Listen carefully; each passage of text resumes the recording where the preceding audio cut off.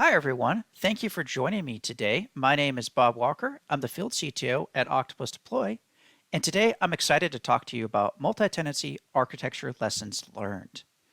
Now, before we get started, just a couple of things. If you're interested in getting in touch with me after this talk, please feel free to reach out to me. Any of my contact information is down below on this slide. And one thing you might notice is that I have been with Octopus Deploy since 2018. Now, prior to joining Octopus Deploy, I was in fact an Octopus Deploy customer. I've been a .NET developer since the very early days of .NET, and in fact, my very first job was converting classic ASP pages over to ASP.NET web applications. Now, one of the more interesting things about my career is that every company that I've worked for has done multi-tenancy in some form or fashion. Even a company like Farm Credit Services of America, you wouldn't think would be a multi-tenanted application, but in fact it was. And my goal today is to take all of the information that I've gathered from working on all these various multi-tenanted systems and provide you with a set of guidelines and decision points and little lessons that I've learned along the way. And so in terms of an agenda for today, first we're going to talk about the different approaches that I've worked with. And then you can see the three different approaches, and we're going to go through each of those, and we're going to give each one kind of a rating based on a different set of criteria. And then finally, we're going to wrap it up with an evolution of multi-tenancy that's occurred over the last 10-ish years that has completely changed how I think about multi-tenancy. So first up, let's talk about the different approaches, along with some considerations that you need to start thinking about. When I talk about approaches, there are three common approaches that I've encountered a number of different times throughout my career, as well as helping Octopus Deploy customers. We have the single website and single database, and this is where everyone logs into the same website and all of their data is stored with everyone else's data. The evolution of that is the single website and multiple database. Everyone still continues to log into that single website, but when they do log in, they're given a different connection string based on the tenant that they're assigned to, which will then point them to the appropriate database. And then finally, we have isolated infrastructure. And you could easily replace virtual machine with Kubernetes namespace. But the point of this is that everyone gets their own sandbox. And everyone gets their own set of infrastructure, their own namespace, or whatever the case may be. The point is that they're isolated from one another. Now, when it comes to different considerations, I've put together a list of things that you should probably consider when you start architecting your own multi-tenanted applications. The first one is going to be the tenant maintenance, or how long it will take to add, remove, or update a tenant, along with the underlying platform costs with managing the whole tenant maintenance. Next up, it's going to be code complexity. How much code is required to isolate tenants and users? That leads itself nicely into crosstalk, because this is a very big concern with a lot of different companies when you're concerned with whether or not a tenant can access another tenant's data. You also have the noisy neighbor effect, where one tenant can impact another tenant based on certain actions that they perform. Essentially, it means they consume all of their resources. We also have to consider deployment time, or how long a production deployment takes and when you can actually do the deployment. And then finally, we have contractual complexity, where we have different customer sign-off, data isolation, whatever the case may be when it comes to how you want to structure your contracts for your multi-tenanted applications. And what I've done is I've created a grading scale of low, medium, high, low being the best, high being the worst, and rated each of these different types of risks that you need to consider. And we're going to go through each one, so don't worry about trying to memorize this sheet. And you might be thinking, well, wow, single website, multiple database, that has the worst rating out of all of them. And you'll slowly see why I've come to loathe that. But there are pros and cons to each approach, and you need to be aware of all of those. Now, in terms of my own experience, I think the most interesting thing is that of all of the systems that I've worked on, the single website, multiple database, that's the one I have the most familiarity with. I was either a lead engineer, an architect, or principal architect in any one of those systems. So let's first talk about the single website and database. And again, this is where everyone will log into the same website, and all of the data is intermingled with everyone else's data. Now, in terms of tenant maintenance risk, It's rather low because really all you need to do is add a record to a table inside of the same database. All the business rules that you already have, they're already in that code base. There's not a whole lot of work you need to do. And in fact, you can even provide self-service for a number of your different customers. And it's probably going to be fairly simple to do because, again, all of those business rules and everything that you need to add the tenant are going to be right there. But that low tenant maintenance risk has a cost to it. And that's because your code complexity is going to be very, very, very high. Just think about every single query that you're going to add. If you have to access any sort of customer data, you need to make sure you have where tenant ID equals the tenant ID or X for every single query. So if you're taking an existing application and you're attempting to make it multi-tenanted, it's going to require a significant amount of effort to do that because you have to go through and update every single query.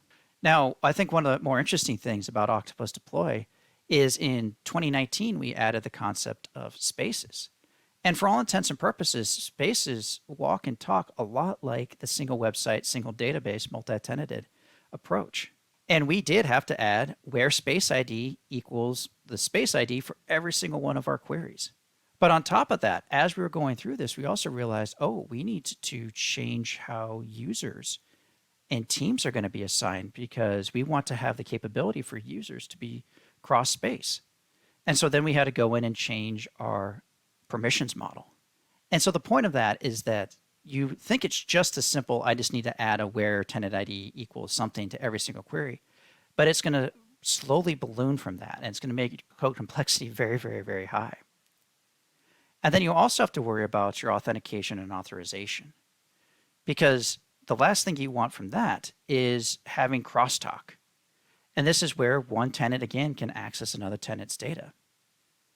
And one of the interesting things is that I've rated this as a medium, which sounds kind of insane when you think about it, because you could have a situation where you miss a query, or you did what I did when I was working on this application, and we were adding a feature for a very particular customer, and I didn't know the application very well, so I was just hard coding the tenant ID for every single one of the queries. 045, I actually remember that ID.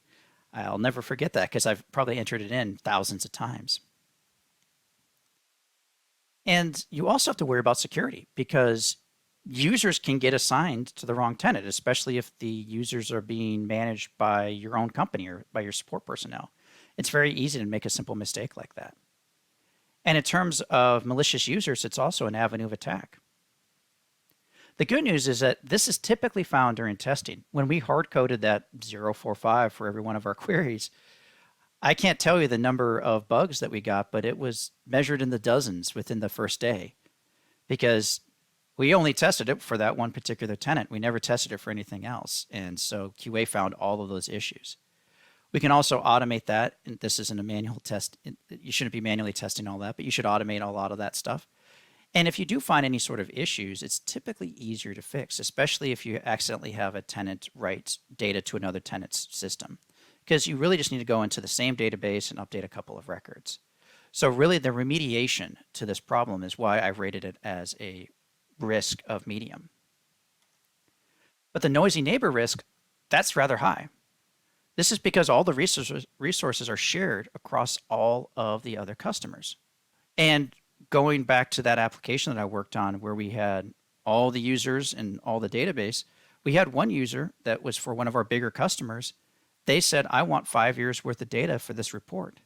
And so we started getting all of these support queries in saying half our users are reporting all kinds of timeout issues. And we dug into it and we realized, yeah, we had a user that was just asking for 5 years worth of data. One of our web servers was pegged in terms of memory and CPU, and the database was just trying to process as much data as possible. But one of the upsides to a single website and single database is that your deployment time is really low compared to everything else because you have one application and one database to update. And you can update everyone at once because, again, you just have to update that one application and database. And if you need to write any sort of database migration scripts, it's a single target. In fact, you could probably get a copy of the database or multiple copies of the database, remove any PII data, and start running and testing your migration scripts. And you know it's going to work. But the downside of that is The contractual complexity risk is high because if you have any sort of situation where tenants must sign off before production deployment, well, when you have a single website and single database, then you can only deploy as fast as the slowest tenant approves. And this happened to me quite frequently. It didn't matter how fast we were pushing changes up to our staging environment. Until everyone signed off and said, yes, this looks good, we couldn't deploy to production. And so we started looking at things like feature flags. Could we disable certain functionality for specific tenants until they sign off? But then we added additional complexity. On top of that, all of the data lives side by side with other tenants. And depending on the contract and the customers, this could be considered a high risk, and you might have to go through a lot of auditing and verification to make sure that one tenant can't access another tenant's data. So it's just a lot of extra work on top of that.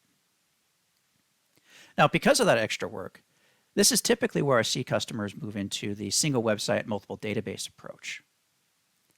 And this is where you have, as it says on the tin, you have single website, and then every customer or every tenant, they get their own database. Now, in terms of tenant maintenance risk, it goes from a low to a medium, because now you have to create a new database for every single time you add a new tenant. On top of that, you're probably going to have some sort of control system or control plane or connection string manager or whatever the case may be, and you need to add all the connection information about that new database to that connection manager. And unless you have any sort of automation in place, self-service becomes more of a pipe dream, and you have to manually do all this work. Your code complexity risk, though, it drops from a high down to a medium because you no longer need to have customer-specific where clauses. But you are going to require a control database to manage all of the different databases and connection strings, or you could leverage secret stores, or there are a number of different approaches to handle this. The big thing to make note of is that it's going to require extra work to create that type of control database, and it needs to be perfect all the time for it to work. And if you have any sort of tenant differences, then you're going to also have to add feature flags as well, just like the single website, single database. There's no real way to get around that. Now, the crosstalk risk, I've rated this as high, which sounds, again, not quite right, but follow me for just a second.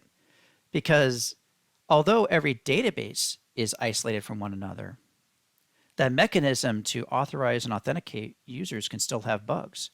The thing that stores the connection string and, say, the session for the user could have a bug. And this happened to me when I worked at a company where there was a bug in the core .NET Framework session management system where if the right conditions were met, a user was assigned the wrong connection string. It was pulling the wrong session information. And we didn't even know about this. We didn't even hear about this until someone called us up and said, hey, why do I see this data for this particular customer? They're not even in our region. How is this even possible? It is very insidious to find when it happens because it's going to occur inside of the runtime with little warning, and it's going to be much harder to test and isolate. And then once you figure out what's going to happen, fixing it could take quite a bit of time. When you want to fix the data, then you also have to worry about how am I going to move the data from one database to another, because you have to worry about foreign keys. Do you have all of the data? How are you going to clean up the other data? So when we found this particular issue, it took us well north of 2 weeks to finally clean up everything. So again, it was very, very insidious to find. And this is very different than, say, the single website, single database, where it will happen, but you can probably test a number of different scenarios to prevent that from ever happening again. And if you do encounter it, it's much easier to fix. The noisy neighbor risk, it drops from a high down to a medium. And this is primarily because everyone has their own isolated DB resources, especially if you're doing a managed provider such as Azure SQL, where you can say this database can have this many DTUs, for example. But tenants, they still share the CPU and RAM resources. So if the web server is being consumed, for example, you're processing 5 years worth of data, well, there's not a whole lot that you can do about that. And you can still have that user decide to consume everything. Now, the deployment time risk, this is high. And the reason I rated this as high is because imagine if you had to update hundreds or thousands of tenants. Well, you need to update all of those tenants' databases at the exact same time because they're going to be running on the same code base.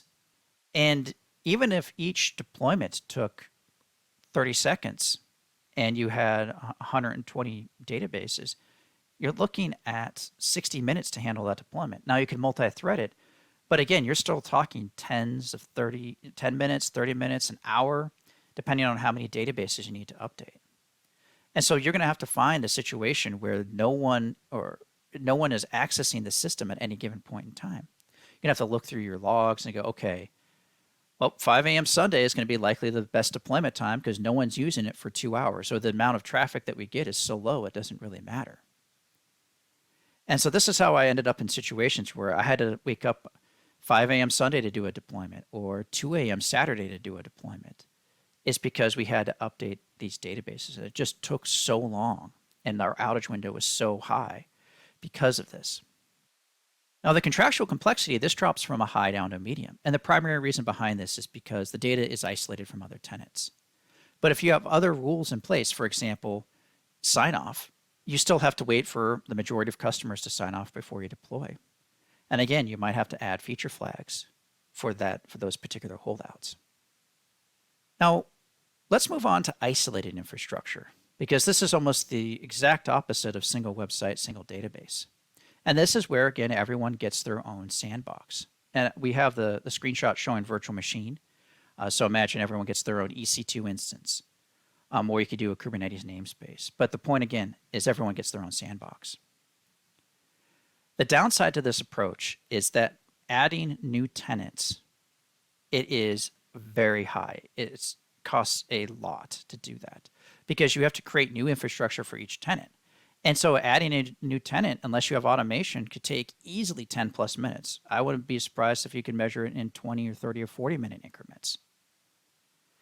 And if you want to have any sort of luck in doing this and being able to scale this out, you're going to need a separate platform or a separate application with automation to add a tenant.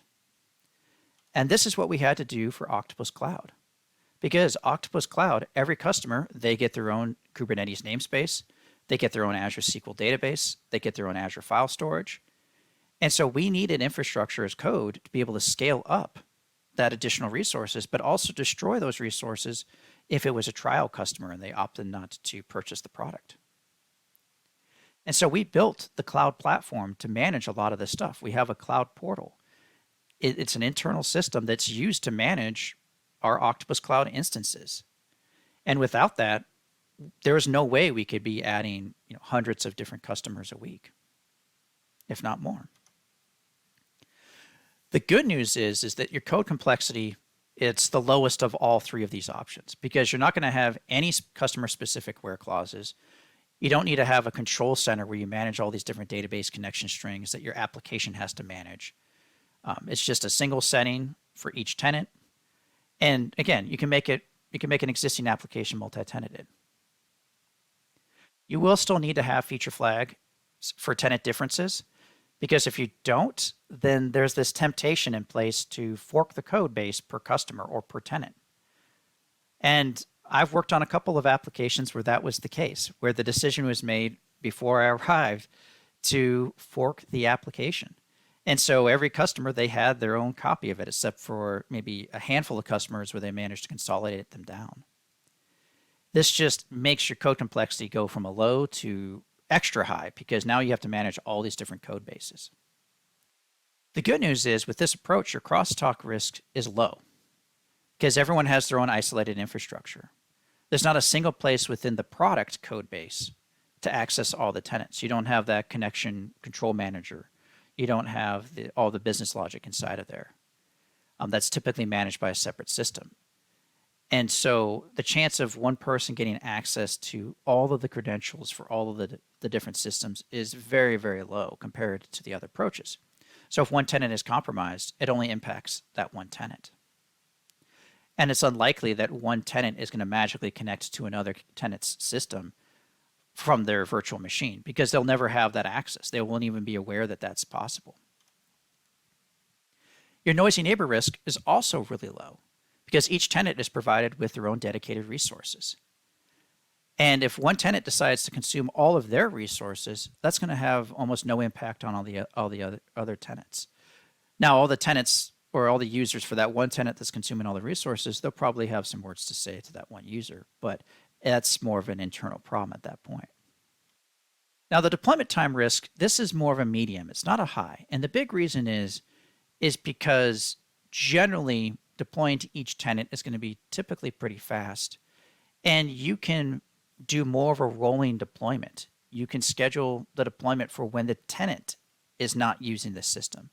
And so you can look at each individual tenant's usage and go, okay, at this particular point in time, that's when we can do our deployment. So we can do a rolling deployment across it. And this is typically how we do Octopus Cloud deployments. Customers specify the maintenance window, and during that maintenance window, we'll perform the upgrade. And every customer is going to have a different maintenance window throughout the day, and so it's just a rolling upgrade to get everyone upgraded. Now, the contractual complexity risk is also rather low because we can deploy to each tenant as they sign off on the changes. If they haven't signed off, you just don't deploy the latest code fix to them. You really don't need to add any extra feature flags to hide functionality because they haven't signed off. And because everyone gets their own sandbox, data is completely isolated. So I want to wrap this up with kind of a discussion around the evolution that's occurred in terms of what's possible with multi-tenancy versus when I first started my career versus where it is now. Now, if we look at these three approaches and we see these different ratings, one thing that might surprise you that if you asked me 10 years ago, I probably would have picked the single website multiple database or the single website single database. Most likely, I probably would have picked the middle one. And this is because that's what I knew. But it's also because I had a very much a self-managed data center way of thinking. I'm like, oh, how are we going to stand up all those new web servers? Now, the database server, we have so much resource. We can certainly add a lot of databases to that. But gosh, I don't think we'll be able to add a lot of new web servers to this. But today, if you were to ask me, I would pick isolated infrastructure as my default approach, unless there were some compelling reasons not to. And the big reason behind this is you got to think about what's available today versus even 10 years ago. We have all the cloud providers, such as AWS, GCP, and Azure. We have infrastructure as code that enables creating and destroying resources that we've never had before. Adding a new namespace, adding a new virtual machine, adding a new database. We can codify that and we can just apply a Terraform script or run a CloudFormation template or anything along those lines. We also have tools and technology that we haven't had before, such as serverless computing with Azure Functions and AWS Lambda. And if we still want to use virtual machines, that's perfectly okay. With Azure VMs and Amazon EC2 instance, we get that. But we also have containerization, and that's really, in my mind, changed the game in terms of multi-tenancy. Because we no longer have to have every customer gets their own VM. They get their own container. They can get their own container and their own namespace. And so adding a new namespace is a fairly trivial thing to do. And spinning up that container, Kubernetes can handle scale at an unprecedented level. But if you do go down this path, it's very critical that you invest in the underlying tenant management platform. You have to build, in my eyes, you have to build your own Octopus Deploy Cloud. You have to build that cloud portal to manage your infrastructure, to know when your customers are doing, to know what versions they're on, whatever the case may be. You have to make that investment. Because if you don't make that investment, that approach is going to die on the vine and people are going to go, how can we have a single website in multiple database, or how can we put everyone in the same website, same database? But it's also important to recognize that not all use cases are the same. Some questions that you need to ask yourself. Where should the multi-tenancy complexity live? Should that exist in your code base, or should that exist in a separate application and inside of your infrastructure? What external restrictions do you have?